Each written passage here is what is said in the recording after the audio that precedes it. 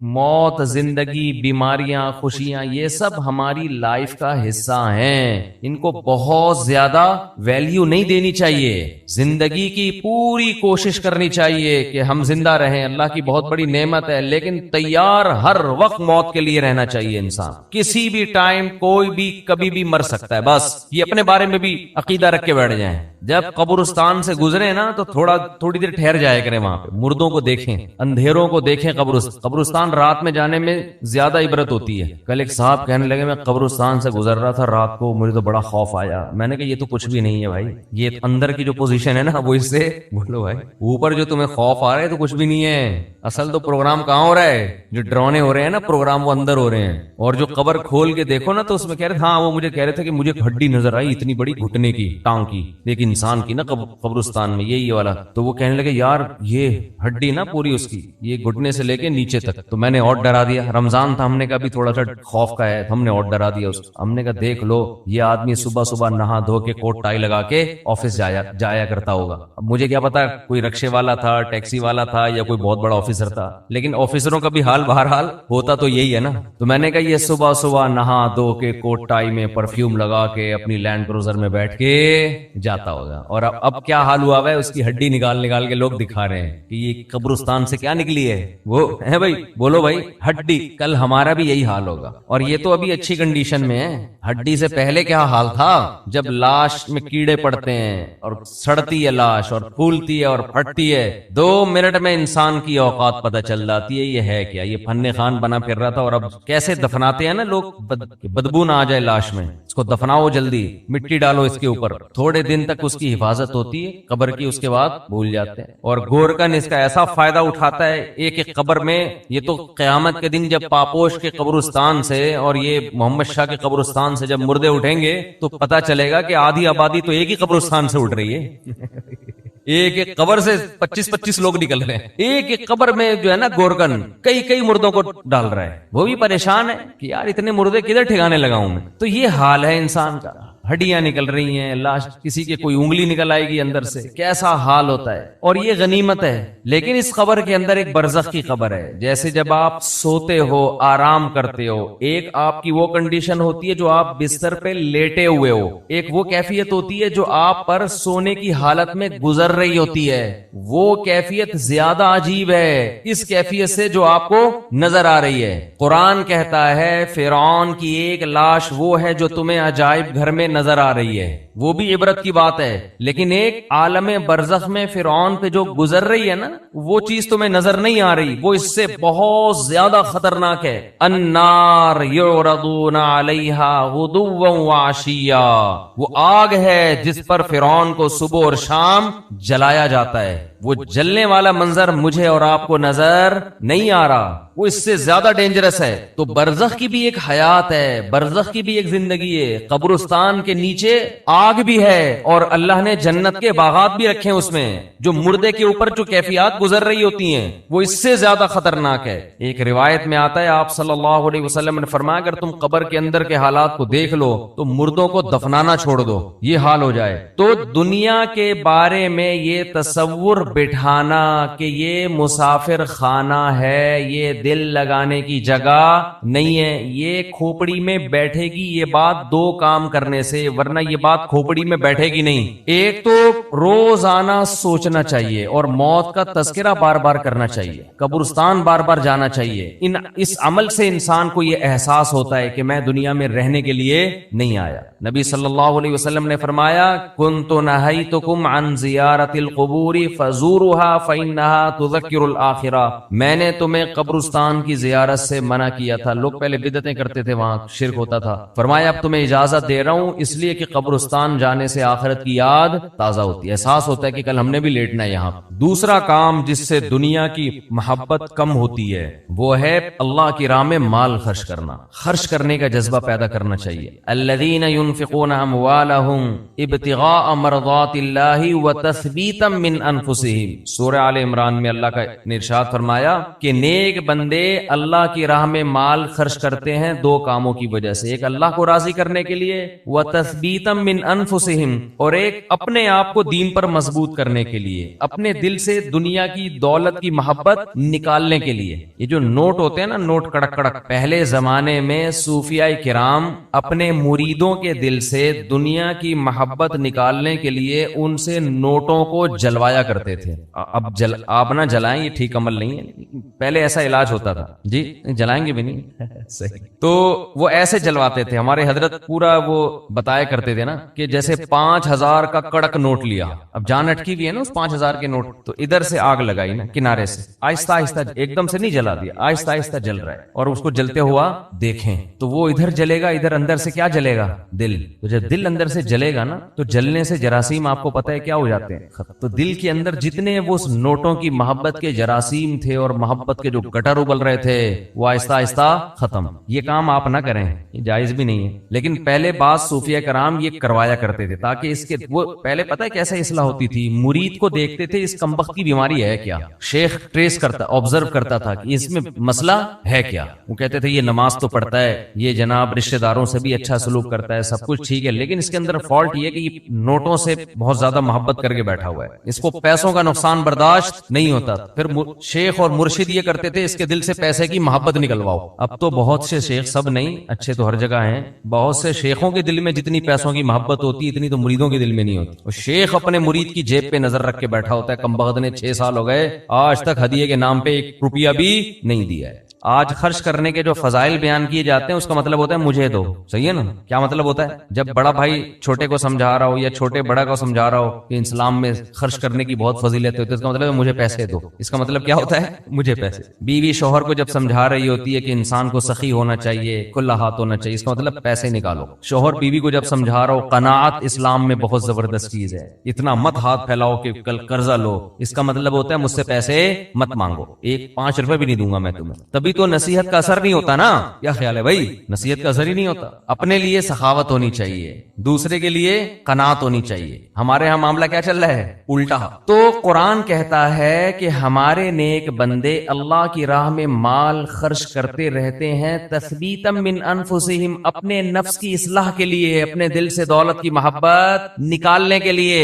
اپنے اوپر بھی خرچ کریں، اپنے رشتہ داروں پہ بھی۔ سب سے پہلا حق کس کا ہے؟ رشتہ داروں کا۔ آج اپنے اوپر خرچ کرنے کے لیے تیار نہیں ہے، حیرت اس پر ہوتی ہے، کنجوسی کی انتہا ہے یا نہیں ہے؟ پھر جو اپنے اوپر خرچ کرتے ہیں لوگ ان پہ انگلیاں اٹھا رہے ہوتے ہیں، اس کے پاس گاڑی کہاں سے آئی، اس کے پاس یہ کپڑے کہاں سے آئے، یہ کہاں سے آیا، وہ کہاں سے آیا۔ بھائی ہر آدمی تو ضروری نہیں کہ کنجوس ہونا، بعض لوگوں کو اللہ دیتا ہے تو وہ خرچ کرتے ہیں۔ آج اپنے اوپر خرچ کرنا بھی ایک مصیبت بن گیا ہے۔ عربی میں 2 لفظ استعمال ہوتے ہیں، ایک ہوتا ہے شحیح اور ایک ہوتا ہے بخیل۔ بخیل کہتے ہیں جس کی جیب سے دوسرے کے لیے روکڑا نہ نکلے، اور شحیح کہتے ہیں اپنے لیے بھی نہیں پیسے نکلتے، وہ چائنا والوں کی طرح قبر میں لے کے جاتا ہے۔ وہ ملیشیا میں قبرستان ہے، وہاں کروڑ پتی لوگ جب دفن ہوتے ہیں تو دیگوں میں اپنے ساتھ پیسہ لے کے قبر میں جاتے ہیں۔ آپ یوٹیوب پہ دیکھ لیں، ایسی بہت سی ویڈیو ہیں کہ پورے سونے چاندی کے ساتھ دفن ہوئے ہیں، بہت ایسی۔ ہمیں ہمارے نبی نے فرمایا صلی اللہ علیہ وسلم، دنیا مسافر خانہ ہے، میری مثال اس سوار کی طرح ہے کراکب استظل تحت شجرہ، ایک مسافر سفر کرتے کرتے درخت کے نیچے لیٹ گیا ہو تھوڑی دیر سستانے کے لیے، آرام کے لیے، اس کے بعد اس نے موو کرنا ہے یہاں سے۔ بھائی ہم کروڑوں سال سے نہیں تھے، لاکھوں کروڑ، یہ دنیا بنے ہوئے تو پتہ نہیں کروڑوں سال ہو گئے، آدم علیہ السلام کو آئے ہوئے ہزاروں سال، نوح علیہ السلام 950 سال تو خالی تبلیغ کی ہے انہوں نے۔ ہماری اوقات کیا ہے؟ جمعہ 8 دن ہوئے ہم لوگ کو دنیا میں آئے ہوئے، اور جانے میں بھی تھوڑے دن رہ گئے ہیں، بس گھبرائے نہیں، آپ نے گھبرانا نہیں ہے۔ تو یہ میں آپ کو ڈرانے کے لیے یہ باتیں نہیں کر رہا کہ آپ کہیں یار جمعہ 8 دن نہیں اور 4 دن رہ گئے جانے میں، یہ حقیقت ہے۔ موت سے ڈرنے کا فائدہ نہیں ہے، موت سے دوستی لگانے کا فائدہ ہے۔ دیکھو جس ڈاکو نے پیچھا کرنا ہی ہو، آپ کسی محلے میں رہتے ہیں، آپ کو پتا چل گیا یہاں ایک بندہ میرے پیچھے پڑا ہوا ہے، میری ہاتھ دھو کے مارے گا وہ مجھے یا مجھے پکڑے گا، تو آپ محلہ تبدیل کر لو گے؟ کیا خیال ہے کہ بھائی اس دہشت گرد کو تو محلے سے نکالا نہیں جا سکتا، خود ہی محلہ تبدیل کر لو۔ جیسے ہی آپ نے محلہ تبدیل کیا وہ دوسرے محلے میں پہنچ گیا، پھر وہ آپ تیسرے محلے میں گئے، وہ وہاں वहां पहुंच गया। अब आप भाग भाग के थक गए मगर वो आपका पीछा नहीं छोड़ रहा, तो फिर आप क्या करोगे? वही करोगे जो अमेरिका अफगानिस्तान में कर रहा है, मुज़ाकरात की दावत दोगे। आप क्या करोगे? बोलो भाई, कतर मुज़ाकरात होंगे। यार बैठो आओ, वो तो कह रहे थे 20 साल पहले ये कर लेते मुज़ाकरात, लेकिन चलो देर आए दुरुस्त है। वो कहेगा आओ बैठो मुज़ाकरात करते हैं। तो आप भी यही करोगे ना उस डाकू के साथ कि भाई तुम्हें क्या मसला है, मेरी जान के पीछे हाथ धो के क्यों पड़ गया है? आओ बैठो, पैसे चाहिए, क्या चाहिए तुम्हें? तो आप मुज़ाकरात के जरिए कंप्रोमाइज की बोलो कोशिश करोगे कि यार इससे जान छुड़ाना मुश्किल नहीं है, फुल टेंशन है ये आदमी, बैठ के कुछ टॉक शॉक करके, कुछ बातें करके, कुछ दोस्ती लगाते हैं, दुश्मनी खत्म करते हैं। आखिरी नतीजा ये निकलेगा कि नहीं निकलेगा? तो कुरान कह रहा है कोई आम डाकू तुम्हारे पीछे क्या लगेगा, इनमा तकूनु युद्रिकुल मौत, मौत जैसे तुम्हारा पीछा कर रही है ना, पैसे दुनिया में पुलिस किसी का पीछा नहीं करती, समझ रहे हैं? वो भी एक वक्त के बाद आके छोड़ देती है। मौत ऐसा पीछा कर रही है, युद्रिकुमुल मौत, कुरान कहते हैं मौत ऐसे पकड़ेगी तुम्हें आके, इदराक करेगी तुम्हारा। वो जिस दिन से पैदा हुए उसी दिन से पीछे पड़ी हुई है, और उसने बहुत कोशिश की हमको कब्र में उतारने की। बच्चा जब पैदा होता है कई हादसात उसकी जिंदगी में आते हैं, बच जाता है, कई बीमारियां हमला करती हैं, बच जाता है। जवानी में आता है, कई दफा हादसे होते हैं, बाइक से गिरा, एक्सीडेंट हुआ, ये हुआ, वो बच गया। वो तो उस वक्त से अड़ंगियां देने की कोशिश कर रही है। अड़ंगी समझते हैं, जब हम स्कूल जाते थे ना तो एक दूसरे को अड़ंगी देते थे हम। अब तो बच्चे स्कूल भी ऐसे तमीज से जा रहे हैं, तमीज से आ रहे हैं, कोई ना अड़ंगी ना कोई शरारत, तो उनमें कोई सलाहियत ही पैदा नहीं हो रही, ऐसे मम्मी डैडी टाइप के बच्चे निकल रहे हैं। हमारे दौर के स्कूल थे, मजा आता था स्कूल में, इतना भारी भरकम बैग लटका के स्कूल जाते थे।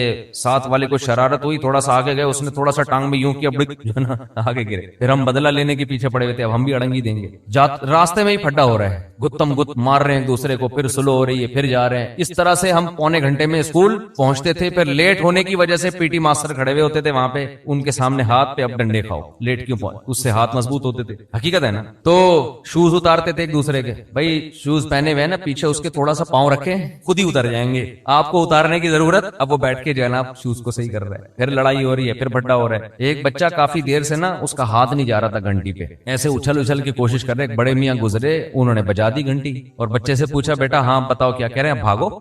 अब क्या कर, जो काम मैं कर रहा था मुझसे हुआ नहीं, आपने कर दिया, अब क्या करना है? भागो। ये होते थे पहले के बच्चे। अब वो वीडियो गेम खेल खेल के बच्चों की सलाहियतें बर्बाद। खैर, तो जब जेब से पैसे निकलेंगे, निकलते रहेंगे, निकलते रहेंगे, निकलते रहेंगे, तो दिल से दुनिया की मोहब्बत खत्म हो। ओ भाई मुसाफिर खाना है, सफर के दौरान अगर आपको कुछ पैसे मिले हुए हो और आपको पता हो कि ये ट्रेन से उतरते ही वापस ले लिए जाएंगे, तो आप कोशिश करते हो कि उतरने से पहले ही सारे खा पी के खत्म कर दो। ऐसा होता है कि नहीं होता? तो भाई इधर कब्र में जाते ही कफन में जेब होती है?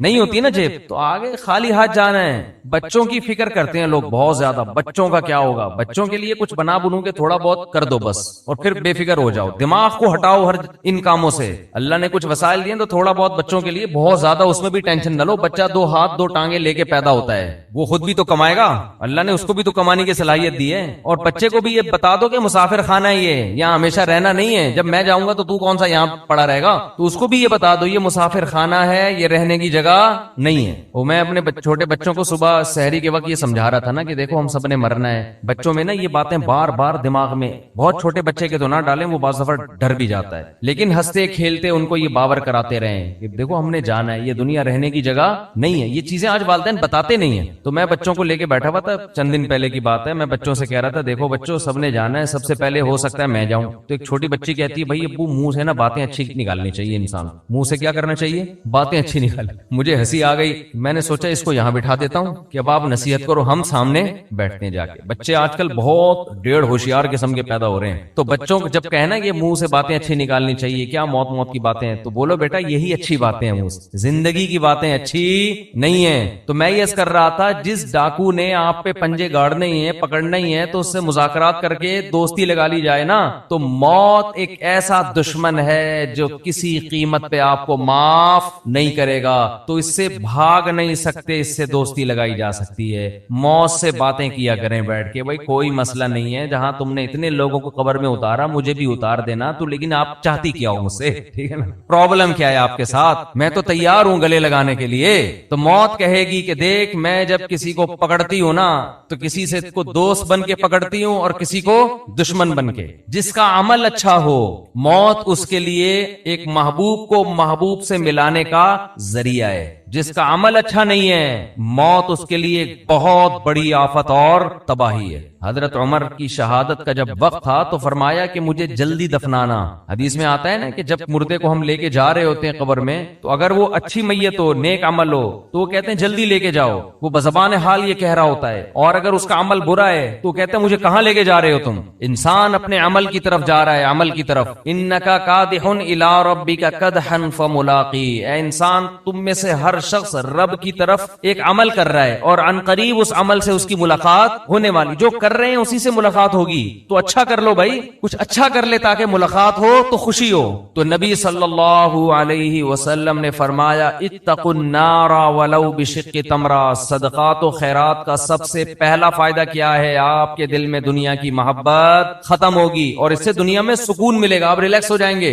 دیکھو کسی کو کسی سے عشق ہو گیا اور اس عشق کی مراد پوری نہیں ہو رہی تو سکون کے لیے کیا کہا جائے گا؟ اس سے تعلق ختم کر دو، یہی کہا جائے گا نا، دوستی ختم کر دو تاکہ عشق ختم ہو جائے۔ اس وقت ڈپریشن اور اسٹریس کا سب سے بڑا سبب دنیا کی محبت ہے۔ انسان چاہتے ہیں میری ساری خواہشات پوری ہوں، موت کے لیے وہ ذہنی طور پر تیار نہیں ہے، تو اس کا حل یہ کہ اس محبت کو ختم کرو۔ مسافر خانہ بول بول کے ختم کرو، مسافر خانہ ہے بھائی، مر جائیں گے آج نہیں تو کل مریں گے، وہ فلاں مر گیا تو اللہ مغفرت فرمائے، سب نے مرنا ہے بھائی، بس مر گیا تو کیا ہوا، آج ہم نے کل ہم نے مرنا ہے، کل آپ نے مرنا ہے، سب نے مرنا ہے۔ قبرستان تو ایسے ہی آباد ہوں گے۔ اصل تو ہماری وہ 6 فٹ کی، دیکھو راحت اندھوری کا شعر میں نے لائیو سنا تھا، 2 گز صحیح لیکن میری ملکیت تو ہے، اے موش تو نے مجھ کو زمیندار کر دیا، او کما قال، کہ 2 گز صحیح ہے اور میری ملکیت تو ہے نا۔ تو یہ شعر میں نے سنا، اور ابھی راحت اندھوری کہاں ہے؟ اسی 2 گز کی زمین میں۔ جب وبا آئی تھی کرونا کی تو راحت اندھوری کا شعر آیا تھا کچھ اس وبا کے بارے میں، اور اسی وبا سے راحت اندھوری کا انتقال ہوا کرونا میں، سمجھتے کہ نہیں؟ تو آدمی بتا رہا ہوتا ہے اور لیٹا ہوا ہوتا ہے قبر میں، سب مر مر کے بھر رہے ہیں قبریں،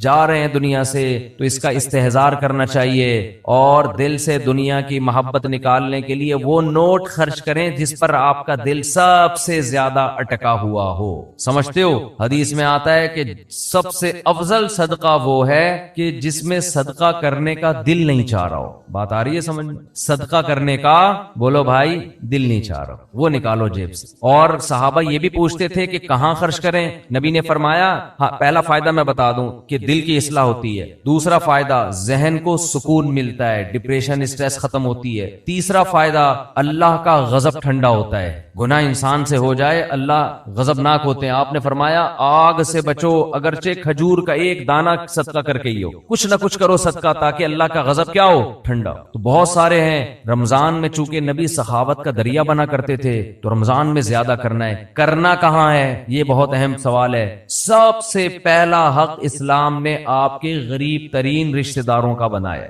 آج کل غریب لوگ مارکیٹ میں اویلیبل ہیں نہیں، پہلے میں یہ بتا دوں، آپ غریب تلاش کرنا مشکل کا ہے لیکن اتنے آسانی سے نہیں ملتے، اس میں فراڈی زیادہ ملتے ہیں۔ تو اگر رشتہ داروں میں کوئی واقعی مستحق ہے تو جنت کمانے کا اس سے بہتر موقع آپ کے پاس نہیں ہے۔ اور رشتہ داروں کو تو ویسے بھی ہدیے دے دیا کرو بھائی، بہن بھائیوں نے آپس میں پیسوں کے تبادلے چھوڑ دے، دعوتیں ہو رہی ہیں جن کا کوئی فائدہ نہیں ہے، بلا کے اتنا قورمہ دیکھ پکا کے سب کو کھلا دیا، وہ پہلے اپنے گھر میں نہیں کھا رہا کیا بیٹھ کے؟ پیسوں سے جتنی حاجت پوری ہوتی ہے کسی کی اتنی دعوتوں سے پوری نہیں ہوتی، تو پیسے دو بھائی ان کو۔ رواج ہی ختم ہو گیا کہ بھائی اپنی بہن کو لفافے میں ڈال کے پیسے دے دے، اور رشتہ دار جو قریبی ہے نا ان کے لیے مستحق ہونا ضروری نہیں ہے، مستحق تو زکات کے لیے ضروری ہے، پھر ورنہ زکات ادا نہیں ہوگی۔ ویسے صدقہ دینے کے لیے سامنے والے کا مستحق ہونا ضروری نہیں ہے، اپنے قریبی رشتوں کو آپ ہدیے کے نام پہ لفافے میں پیسے ڈال کے دے دیا کرو۔ یہ چیز ہمارے معاشرے میں ختم ہو رہی ہے۔ تہادوا تحابوا، آپ نے فرمایا ایک دوسرے کو ہدیے دیا کرو، اس سے محبت بڑھے گی،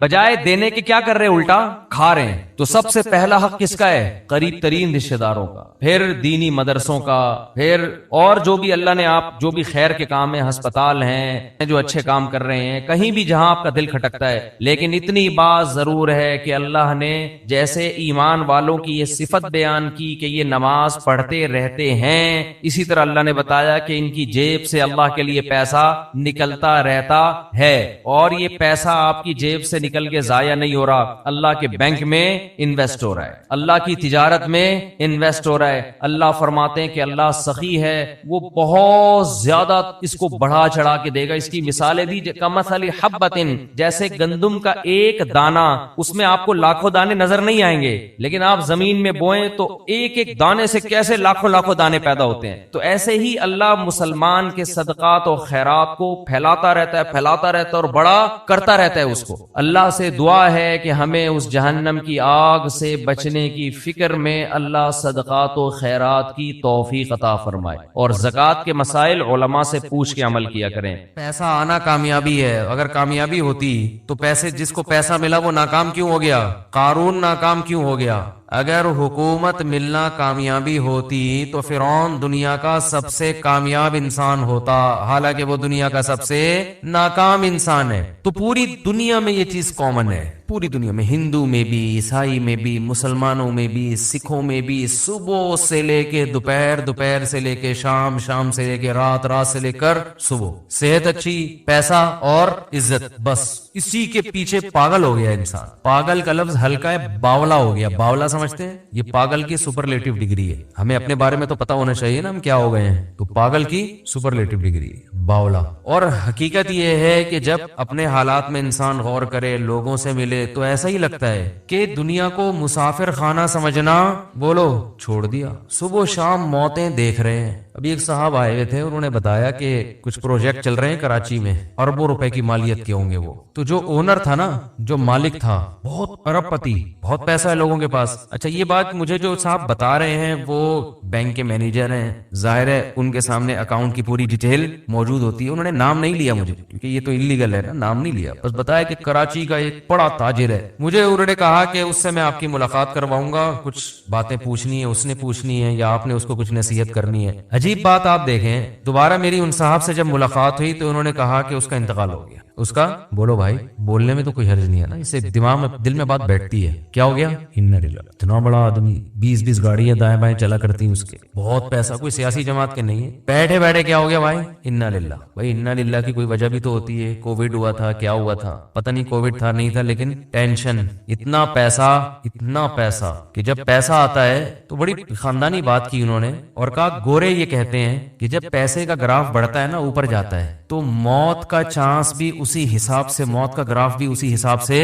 اوپر جاتا ہے. سمجھ رہے ہو؟ جیسے جیسے پیسہ آئے گا نا، مرنے کے چانسز بھی اتنے ہی حساب سے بڑھتے چلے جائیں گے. یہ گوروں کی ریسرچ ہے، گوروں کی. لہذا جیسے جیسے پیسہ آ رہا ہے تو ایسے آدمی کو اپنی زندگی بچانے کے لیے غریب آدمی کی نسبت زیادہ محنت کرنی پڑتی ہے. سمجھتے ہیں؟ کچھ نہیں تو نیب والے آج کل پیچھے پڑے جاتے ہیں، وہی ٹینشن دے دے کے مار دیتے ہیں. نہ کرنا نہ کرانا کچھ نہیں ہے، خامخواہ کی کیا ہے ٹینشن. بلا وجہ آ کے پوچھیں گے کہاں سے آ رہا ہے، کدھر جا رہا ہے، کیا کر رہا ہے، کیوں کر رہے ہو، یہ حساب دو، وہ حساب دو. آخرت کے حساب سے پہلے اتنا حساب شروع ہو جاتا ہے، ویسے ہی ایک دماغ میں ٹینشن. تو بعد میں یہ عرض کر رہا تھا کہ اتنا بڑا تاجر اور بیٹھے بیٹھے انا للہ و انا الیہ راجعون، یہ ہے دنیا. اٹ از کالڈ دنیا. تو اتنی موتیں اپنی سامنے میں نے بھی دیکھ لی، آپ نے بھی دیکھ لی، اتنے لوگوں کو مرتا دیکھا. اور موت ایسی ظالم چیز ہے، وہ یہ نہیں دیکھتی کہ آپ کی بچی کی ابھی شادی ہونے والی ہے، آپ ابھی پہلی یا دوسری کی تیاری کر رہے تھے، آپ کی ابھی ایک جاب لگی ہے، تنخواہ کا پہلا دن ہے آپ کا بیٹا ابھی جوان ہوا ہے،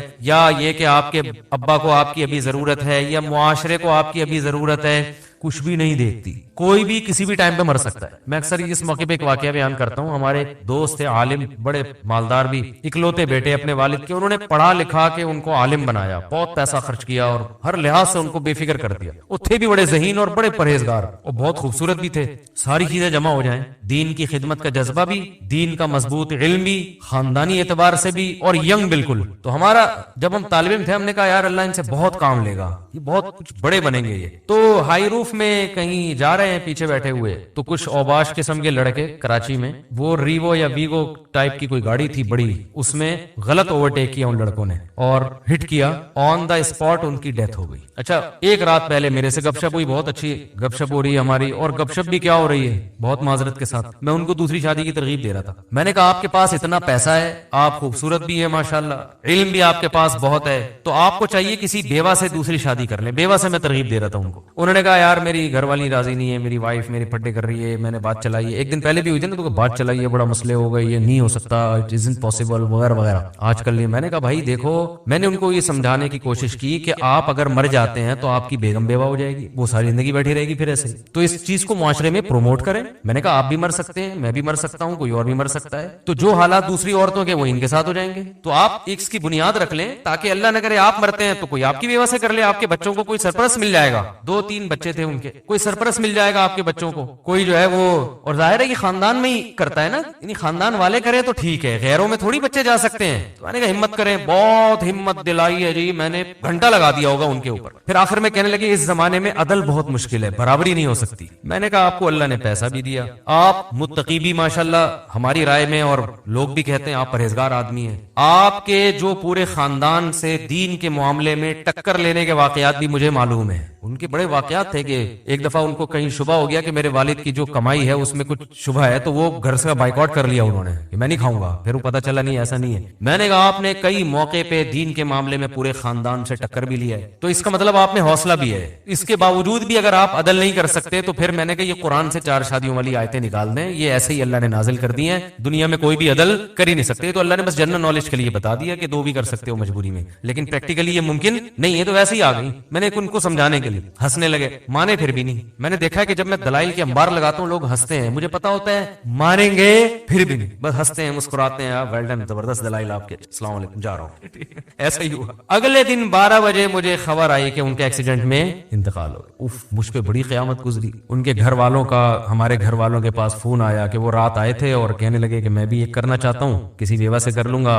تو ظاہر ہے خواتین تو اس پہ رد عمل کرتی ہیں جو ایک نیچرل ہے بالکل. کہہ رہی میں نے اتنا ری ایکشن کیا کہ صبح جانے سے پہلے انہوں نے کہا کہ بے فکر رہو, میرا ارادہ نہیں ہے, خام خام ٹینشن نہ لو. اچھا میں نے اب بات چل پڑی ہے تو ایسی اپنی نجی باتیں کرنی نہیں چاہیے, لیکن جب چل پڑی ہے تو بس اللہ کی طرف سے ہو گیا, یہ میرا کوئی ارادہ نہیں تھا ایسی باتیں. تو میں نے اس وقت تازہ دوسری کی ہوئی تھی اور بہت موسٹ وانٹیڈ بنا ہوا تھا میں کہ جہاں ملے کوٹو اس کو پکڑ کے. میں ٹھیک ٹھاک ٹینشن میں تھا ان دنوں میں. تو ان کے گھر والوں نے ہمارے گھر والوں کو فون کیا کہ آپ کو جو غم پہنچا ہے نا کہ آپ کے میاں نے دوسری کی ہے, وہ میرے غم سے بہت کم ہے. آپ کے بچوں کے پاس باپ بھی ہے, آپ کی ایک سوگن آئی ہے, بس مجھے جو غم پہنچا ہے میرے میاں رات کو بات کر کے گئے ہیں اور پھر ایگریمنٹ کیا نہیں کروں گا, تو میں تو سرے سے میاں سے ہی محروم ہو گئی. میرے ذہن میں یہ بات آئی کہ یہ اتفاقی واقعہ نہیں ہے, یہ کوئی اتفاقی حادثہ نہیں, اللہ کی طرف سے مصلحت تھی اس میں. اور میں بیان بھی اسی وجہ سے کر رہا ہوں کہ مجھے اس میں بڑا سبق ملا. تو یہ واقعہ بھی ہے تقریباً 15 سال پرانا جو میں بیان کر رہا ہوں, 15 سال پرانا واقعہ ہے. تو وہی ہوا, 12 بجے دن میں کال آئی کہ ان کا انتقال ہو گیا. گھر والے بیوہ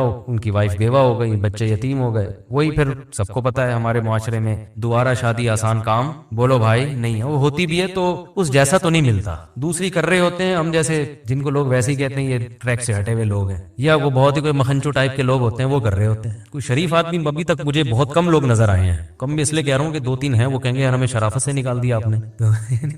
تو کوئی سمجھدار آدمی, کوئی عزت دار لوگ, کوئی وہ نہیں تیار ہوتے اس کام کے لیے. تو میں کہتا ہوں یار بس یہ سوچ لیا کرو کہ بیوی میری بیوہ بھی ہو سکتی ہے, اور عورتیں بھی یہ سوچ لیا کریں کہ میں بیوہ بھی ہو سکتی ہوں. اللہ جیسے دوسری عورتوں سے اللہ نے میاں کو چھینا ہے, تو میرے میاں کو بھی اللہ مجھ سے چھین سکتے ہیں. تو معاشرے کی ایک ضرورت ہے. خیر یہ بات یہاں سے چلی تھی کہ جب ان کی انتقال کی خبر آئی نا, میں بہت پریشان ہوا کہ یار ان کے والد نے ان کو اتنا پڑھایا, آج پھل کھانے کا وقت تھا. آج وقت تھا بھئی تاجر اپنے ایک بیٹے کو وقف کر دے, اب وہ عالم بنے, اب ماشاءاللہ دین کی خدمت کا موقع ملا, اور اللہ نے وہ خدمت ہی نہیں لی, پہلے ہی موت ہو گئی. اور موت بھی ایسے ہوئی ہے کہ ان کے لیے جو گاڑی ادارے نے رکھی تھی وہ گارڈ کے ساتھ, بڑی گاڑی کہ اس میں جائیں گے یہ, کیونکہ کراچی کے حالات بہت خراب تھے. تو ان کے والد نے کہا تھا کہ میرے بیٹے کو آپ جب بڑی گاڑی دیں گے اور گارڈ دیں گے, یہ نظروں میں آ جائے گا لوگوں کی, تو خام خام کی دشمنیاں بنیں گی. ان کو ہائی روف میں ایسی کھچاڑا سی گاڑی میں جس میں کوئی یہ سمجھے ہی نہیں کہ یہ کوئی بڑی شخصیت ہے,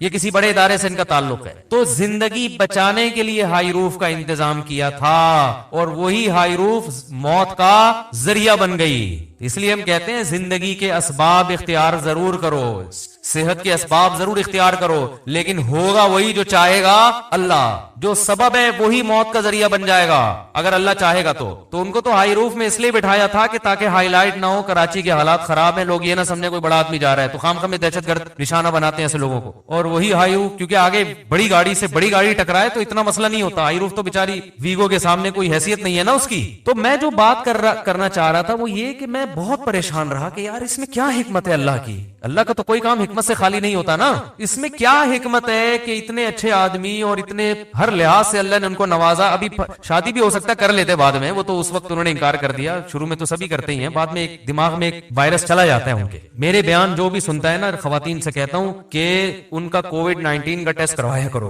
ہمارا والا کووڈ-19 یہ شادی والا یہ وائرس ایک دفعہ جو میرے پاس آ گیا یہ پھر نکلتا نہیں ہے. یہ جیسے کووڈ-19 شکلیں بدل بدل کے آ رہا ہے نا, لندن میں کسی اور الگ اسٹائل میں آیا یہ, تو یہ شکلیں بدل بدل کے آئے گا جب تک بندہ بوڑھا نہیں ہو جاتا. ہاں بوڑھا ہو جائے گا پھر وہ ایک بھی اس کو بری لگے گی, ایک کی باتیں بھی, یہ کیا شادی لگا کے رکھی ہے. جب تک جوان ہے اور میرا بیان سن رہا ہے, یہ وائرس یہ تو ہوتا ہے کہ ایکٹیو نہ رہے, لیکن ختم ہو جائے یہ نہیں ہوتا. تو کسی بھی وقت ایکٹیو ہو سکتا ہے. وہ کس وقت ہوتا ہے پھر وہ الگ ٹاپک ہے, وہ پھر موضوع ہٹ جائے گا. کہ وہ بعض دفعہ آپ کہہ رہے ہوتے ہیں نہیں یہ دوسری شادی, بالکل مفتی صاحب غلط باتیں کرتے ہیں کیا ہے, لیکن زندگی کے کچھ مواقع ایسے آتے ہیں کہ آپ کو آئے گا یار اجازت ہے, ٹھیک ہے نا. کچھ ایسے موقع آ جاتے ہیں یار یہ بھی آپشن ہے, چاہے جتنا آپ انکار کریں. تو اب جب ان کی ڈیتھ ہو گئی میں پریشان, میں نے کہا اللہ اس میں تیری کیا حکمت ہے. تو مجھے جو جواب ذہن میں آیا نا, بہت بڑی حکمت یہ ہے کہ اللہ یہ بتانا چاہتا ہے کہ کوئی بھی کسی بھی ٹائم پہ مر سکتا ہے. بس یہی حکمت ہے. کسی خوش فہمی میں مبتلا ہونے کی ضرورت نہیں ہے کہ میں تو یہ ہوں, میرے تو بیانات دنیا سن رہی ہے, میرے تو